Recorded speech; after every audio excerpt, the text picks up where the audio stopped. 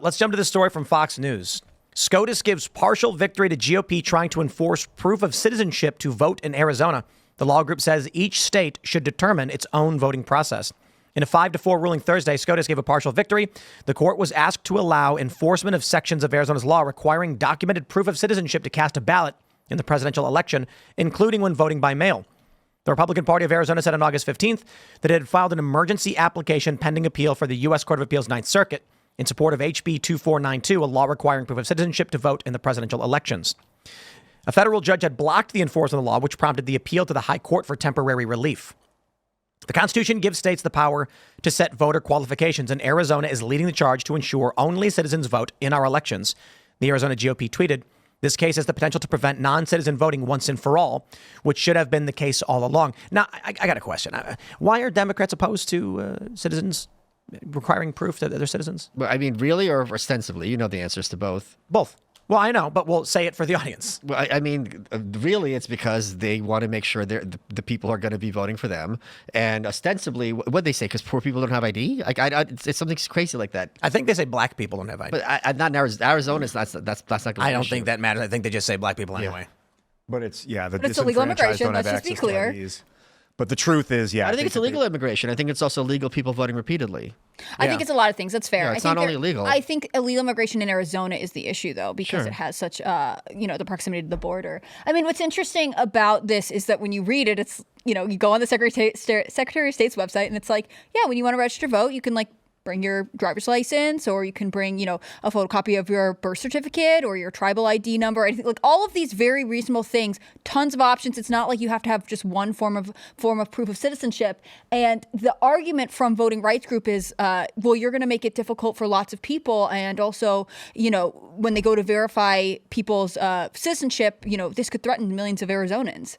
So you're saying that there is a problem, that there are non-citizens voting in elections in Arizona. I don't understand, and I think it's very un-American, that this idea that we should make it as easy as vote as possible. Yeah, it should not be. It should be very difficult. No sense to me. At least intermediately challenging. Yeah. Not like anybody can trip over a rock and vote. I don't even think it's that challenging to be like, here is my driver's license. Here's a copy and my male genitalia. Those two things. And the problem is that conservatives, libertarians, and not necessarily libertarians, but probably more so, are willing to accept the lightest form of argument, which is we just want IDs. Okay, how about this? We'll play the big ask. In order to vote in this country, you need an ID, 2 credit cards, a bank, a debit card. 3 years of tax filings. 3 years of tax filings. And then when they say that's insane, no one would ever vote, we go, okay, fine. How about we settle with your birth certificate, social security card, and an ID? Mm-hmm. Yeah. Do you know what I think? Can I change the subject a little bit about the Supreme Court? Because I think this is a really smart move for the Republicans. They should say they have to do this, because there's been enough talk bubbling under from Warren and all these other types that we are going to have a constitutional amendment to limit the Supreme Court to 9 members. And if the Democrats vote no, they say, if you vote no, we're going to pack the court. So either we settle this argument once and for all, or you guys want to play this game, we'll play it first. Because otherwise, they're all talking about so-called rebalancing of the court, which means adding however many to make it a left-wing court. It would be 13. Yeah. A total. So at least. Right. But you know the reason for that, right? So that they win. There's federal districts for each justice. Okay. But some have more than one because at a certain point we stopped adding justices. Okay. So the argument for adding more justices is, I think we have 13 federal districts.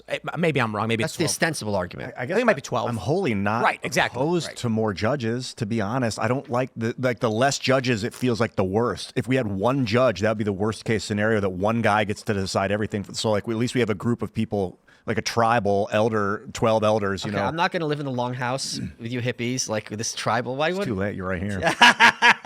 Dang it.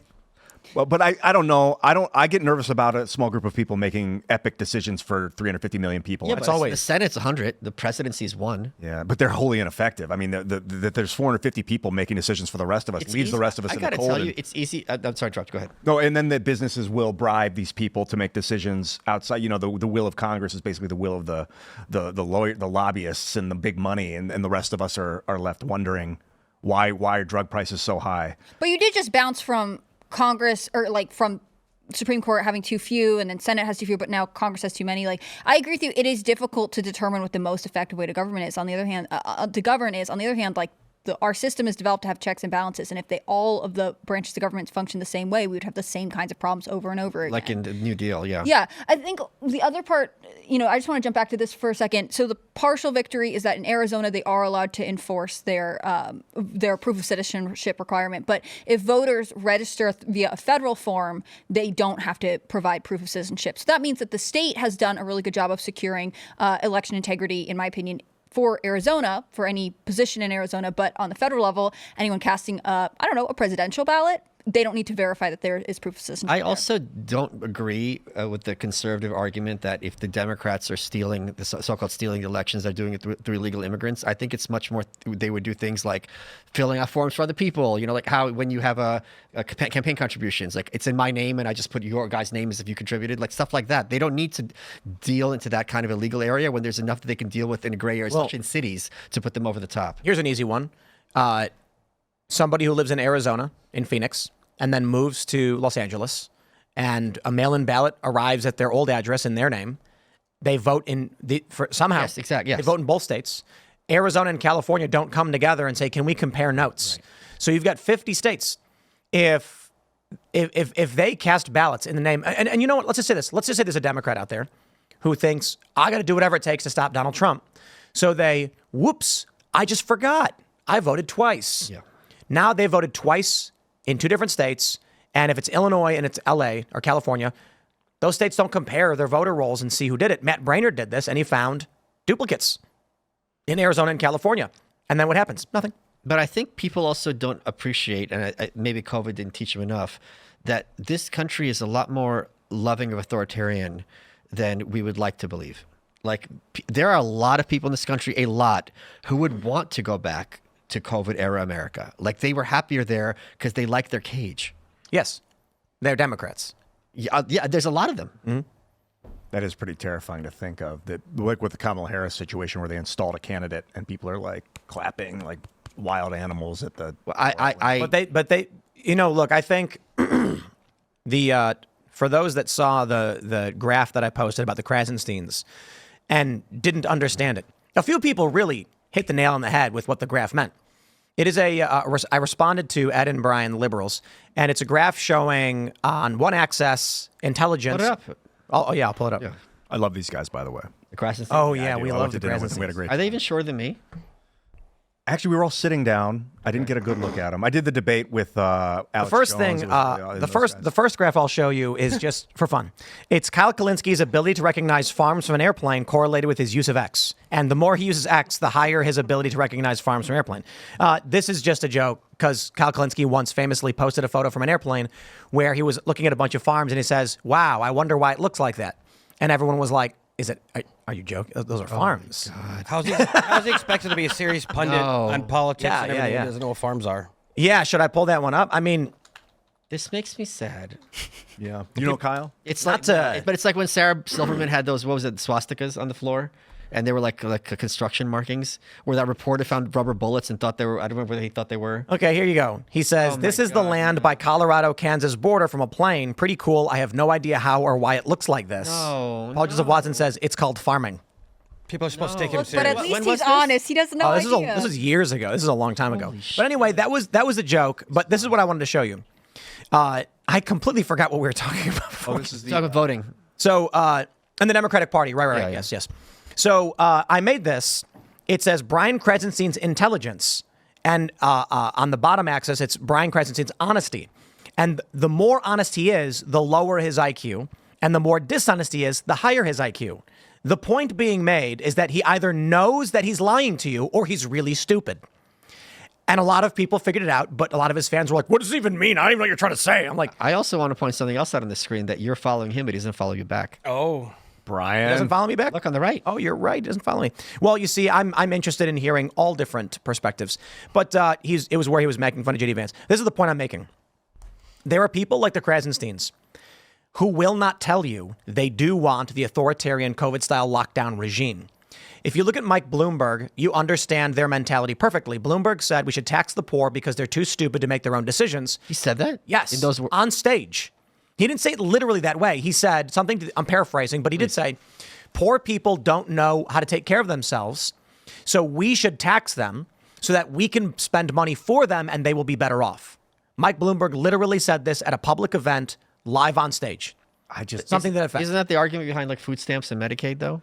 Yeah, I can't disagree wholly with the that. argument. The argument for food stamps is basically sometimes the ostensible right? Yeah, is sometimes people fall in hard times. Sure. And we have unemployment benefits, disability benefits, food banks, and these things to help lift you up so that in your time of need, you can get back on your feet. What Bloomberg and many of these liberals are arguing, and they won't, the point about this graph I made is that Brian's not going to tell you. He knows what he's talking about. He wants a system by which powerful elites tell everyone else what to do because he's one of these people who thinks everyone else is just too stupid to function properly. Can I have just one Ayn Rand quote where she says, anyone who wants more power for the state is or wants to be the state? Yes. Sure. Absolutely. Interesting. I think what you end up seeing with the left and the right, there are many different components that make up the tribalism of the left and the right. Some say it's authoritarianism versus, libertarianism or nationalism versus globalism, whatever. But a component certainly is people on the right tend to be individuals who think a decentralized power structure is better. Correct. And the left are people who want a centralized power structure. With themselves at the center.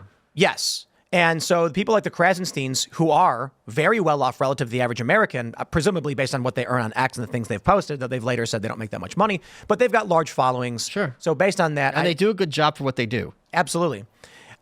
I look at them and having talked to them, there's no, a better example is not the Krasensteins. The only reason I use them so often is because they do interact. I give them that respect. They interact in ways other liberals don't. But David Pakman's a really great example. Oh, he's a really great example of someone who knows he's lying, and I know for a fact he knows he's lying. Because some of the stories that he's researched for his segments, there's no way you could accidentally come to the conclusions he's come to. Have you ever had him on the show? No, he wants to come on the Culture War, and again, I'll give people respect in this regard. He hosts his own show. For him to take time off his own show to come here would be doing me a favor. But we are working on having him come on, and he wants to only do a one-on-one with me. That'd be cool. Now, sure. And I think I was just shown by our booking agent this big long list of all of the leftists and liberals that have been invited on the show and how they either give an excuse or don't respond at all. And there's an obvious reason why they won't come on. They cannot handle an actual conversation around the issues. They can handle Charlie Kirk. With all due respect to Charlie Kirk, they can handle Charlie Kirk because Charlie's going to debate for Trump. And he's going to debate for conservatism, and that's all that's going to happen. So if they say something like Trump did bad thing, the typical response you get from a conservative is, oh, yeah, well, what about X? Yeah, what about Biden? What about Biden? Yeah. Whereas a debate with Michael Malice, for instance, or Dave Smith, or with me is going to be, okay. Like I was telling Michael. Can I say one thing, though? There's something else in addition to that, which is and I've used this example a lot. When I was growing up, you had the WWF wrestling, and then you had the NWA where Ric Flair was the main champion. And sometimes people come up from NWA to WWF and they pretend this person just never existed before. And they had this kind of synthetic reality where these other people just don't exist and you don't know how to change the channel. So I think for a lot of these lefties, if their audience is never, your name is never mentioned or some of these other people, it's effectively for their audience, this person doesn't exist. Yeah. They don't want to validate your existence. Draw any attention. Yeah, because it's like otherwise you literally, no one I know listens to Tim Pool. He's a nobody. I've never heard of that guy. I've never heard that guy. So I mentioned this the other day on the show, but I'm saying it not for the audience who's heard me say this 3 times now, but for Michael, Pete Buttigieg was on Fox News. Right. He's bragged about it. He went to DNC. He's like, you may have seen me on Fox News. He repeated the line, crime went up under Trump. And Fox's response was to hem and haw and deflect and say, oh, but you can't say that. Oh, but what about this? What about that? When the appropriate response is, oh, okay. Right, yeah. That's it. Right. Wow. Yeah, sure. And my response to Pete Buttigieg is specifically, and that's why when Trump was president and crime went up, we talked about it every single day. And we didn't ignore the fact that Trump was president. In fact, we complained Trump wouldn't invoke the Insurrection Act to stop the... Day 2, after the riot started, I walked into the living room where you were, and I was like, why is he not calling in the National Guard? So to say, but crime went up under Trump, my response is, you are correct. And so what we were looking for was either governors to do the job Trump was unwilling to do, which they did not, and Trump wouldn't intervene either. Now, Trump's got an excuse. He's not the governor. He's at the federal level, and he would have to step over the states, defying them to invoke the Insurrection Act. And the media. And call him a Nazi. And I can understand why he didn't want to do that, although I'm disappointed in it. Correct, Pete Buttigieg. Now, I think a lot of conservatives would just say, oh, that's not true, blah, blah, blah. Let me find my stats that prove me right, instead of actually just saying, fine, I don't care. When the Krasenstein said, oh, you're calling price controls Marxist. Is it Marxist when Trump does it? My response is yes. Next question. So weird. I got to. This is why they won't come on the show, though, because then what's the answer? I agreed with you. Next. They don't have one. I want to talk about this authoritarian, like how you guys are talking about appeal to authority and how some people want more state power and like the value of state power and how sometimes large swaths of stupid people can't make decisions for themselves. Because I've been thinking a lot about utilitarianism and the reason why. Run away. It's not good. The reason why we got sucked into war in the Middle East is because we need resources. Because if you have not enough resources, people will riot. So they're trying to. That's not true. We don't need There's resources. lots of poor countries where people don't riot.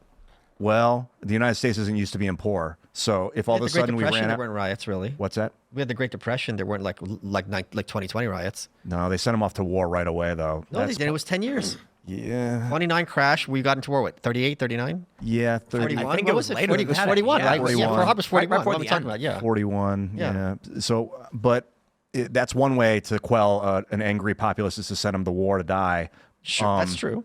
But like, I don't think everyone can make. I mean, that's why we have better men in the Constitution. Why we have a small group of people kind of making these decisions for the I don't masses. believe in democracy. It makes no sense. About letting the crowd make the decision is like most people. I don't know if it's not that they're stupid. It's just that But it's also not everyone's a genius. But it's also they're irrelevant. Like I don't just because if aristocracy, we all agree, I should hope, makes no sense. You're born into this family, therefore you have a right to tell me how to live my life.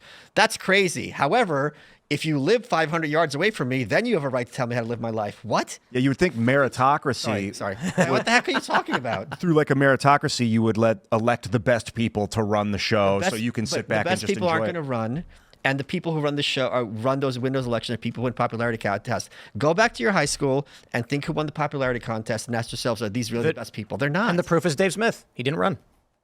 The best libertarian candidate was Dave Smith. He didn't want to run. Oh, he'd be a disaster. And I say this as his. You don't think he'd be good? Oh, I know this as his press secretary. He would be a disaster. In what way? I'm joking. But he would have been better than literally anybody else that was running. Correct. No That's question. not even. I was teasing. From his wit, his intelligence, and Dave Smith. Yeah. Okay. Absolutely. And Best press and his secretary ever, by connections, the way. his connections, his friendships, his network, and he didn't want to do it. And I get it. I respect it. A lot of people don't want to step up and enter the fray in this way that doesn't reward you other than society itself, right? Sure. Like the structure of society itself. And then you look at someone like Tucker Carlson, right? He doesn't want to run either. And a lot of people wish he would. Right. So you this get is people the that are challenge rich. with politics. No, you get people of little societal value. That's what it is. They don't step up to the plate. They Sociopaths. Politicians are people who lack the skills to win, so they say, "How about I just get in government? Then I want my name on the annals of history. Here's my path to doing it. I'm not good at it." Why would you put your family through this? I asked this of Vivek. I'm like, dude, what are you doing? I asked this of I had Amash on my show too. I'm like, you have a great wife and you're really into being a dad. Why are you doing this? What was their answers? And Amash had a good point. He goes, I left Washington for a while. We had a good talk. The kids are a little older. And the guy they're running right now in Michigan is he's even worse than Mike Pence. Like, I feel like I could put a stop to it. I'm like, hey, that makes sense to me. But Vivek was like, listen, I feel like I'm saying things no one else is saying. And I'm like, okay, that makes sense to me too. And he knew he was. I know what he said on purpose on public. He knew he wasn't getting the nomination, but he sure moved the needle and he sure made a name for himself. So his campaign was a great success. Yeah, he set a lot of conversations for us. Yeah. Thanks for watching this clip from Timcast IRL. Make sure to check out the live show Monday through Friday at 8 p.m. on this channel. Subscribe and we'll see you all there.